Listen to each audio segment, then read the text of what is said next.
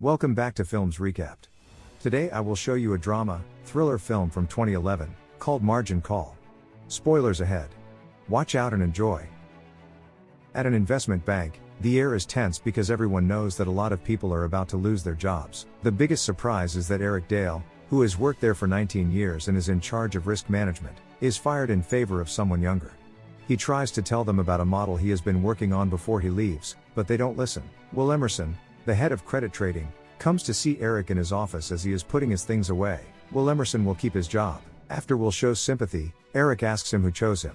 Will admits that it was Sarah, which makes Eric feel even worse. Eric also tries to get Will to look at his model, but Will says it's no longer Eric's problem and doesn't look at it either. Peter Sullivan and Seth Bregman, who used to work for Eric but no longer do, feel bad for him as he leaves. When Peter says how thankful he is for everything Eric has done for him, Eric takes the chance and gives him the pen drive with his model on it, telling him to be careful. As Eric leaves the building, he realizes that they have already turned off his phone. When he sees Sarah Robertson, the chief risk management officer, coming in, he insults her for putting him in this situation. Sam Rogers, the floor leader, is having a hard time because the vet called him and told him that his dog is dying because of a tumor. Will goes to check on him and tells him that 80% of the floor's employees who were fired have already left. So Sam goes out and gives a speech to the remaining 33 employees, telling them that this is a great chance for them to grow. When night comes, everyone but 2 of the workers go out to celebrate keeping their jobs. Sam goes to see his dog, and Peter stays in the office to look at the files Eric left him. Even though the model isn't finished, Peter is able to finish it, and the end result is pretty scary.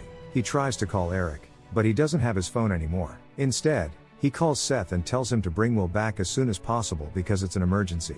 When they get there, Peter tells him what he has found, that historical volatility levels in mortgage-backed securities are being surpassed, and that the company will go bankrupt because of the debt caused by these over-leveraged assets. Will tries to call Eric at home because this is a big deal, but Eric's wife tells him he hasn't come home yet. Will thinks he knows where they might find him, so he gives Peter and Seth the address of Eric's favorite bar and tells them to bring him there while he calls his boss. Sam doesn't like having to go back to the office at 11 p.m., but when he hears it's an emergency, he goes anyway. When he looks at the numbers on the screen and sees that they show a bad future for the company, he is shocked. He asks Will to get Peter to come back right away. Peter and Seth have been at a bar drinking and watching dancers the whole time. They quickly gave up on trying to find Eric and went to the bar instead. When Will calls, they go back to the office and are taken to an emergency meeting with Sarah, the head of their division, Jared Cohen, and other senior executives. After checking Peter's credentials to see if he knows what he's talking about, Sarah tells Jared that they will start a thorough double check of the files, but she can already tell that the information is correct. At 2 a.m., Jared calls Sam in a panic and asks how long it will take for his people to clear everything from their books. Sam says it would take weeks, but no matter how long it took, it would be a bad idea because it would ruin the reputation of the company.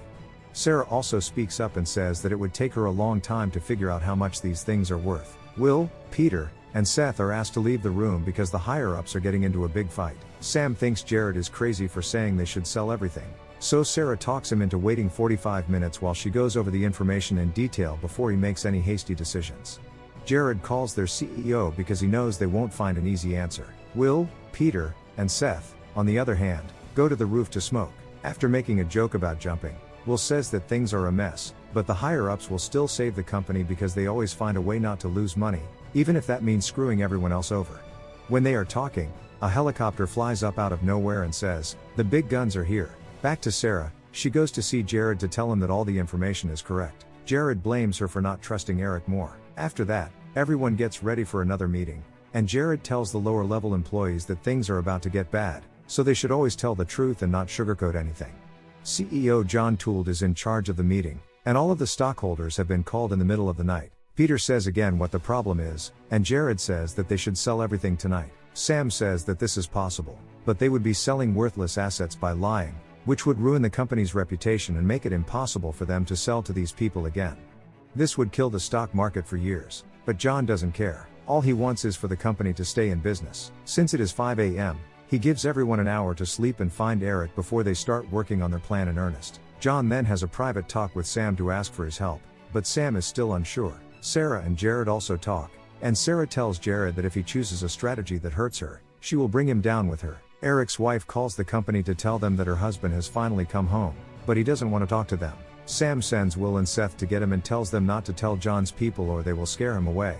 John goes to Sarah's office to tell her that she will be the scapegoat for the firm's over-leveraged position and asks her to resign after the fire sale.